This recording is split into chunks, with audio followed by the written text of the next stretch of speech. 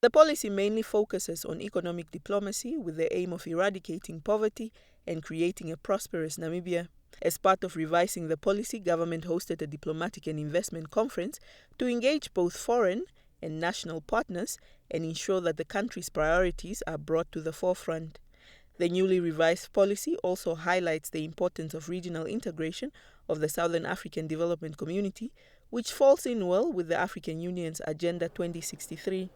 The overall objective of the regional integration, which will lead to the industrialization of the region in the foreseeable future, is to make the region self-sustaining and to feed in to the AU Agenda 2063, which calls for Africa to become an industrialized continent by the year 2063. International Relations Minister Netumbo Nandi-Ndaitwah reiterated the call to reform the United Nations Security Council to ensure that human rights of people living in conflict zones are protected.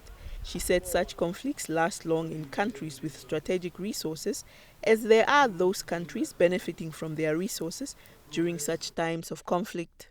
It is against this backdrop of the situation in Syria and others that the reform of the UN Security Council must be realized. There is a need for a democratic, inclusive, and legitimate decision-making within the UN system, with particular reference to the Security Council.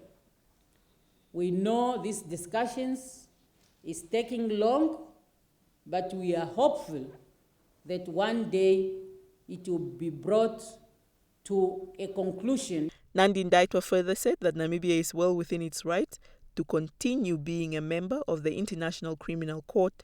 This follows increased discussions around nations leaving the ICC, which has been criticized for only targeting African leaders for human rights violations.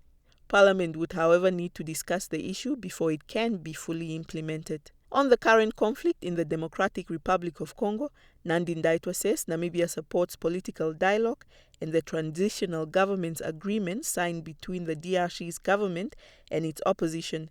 She hopes that this brings peace and stability to the country so as to continue with its development plans. Salmi Hangula, NBC News, Windhoek.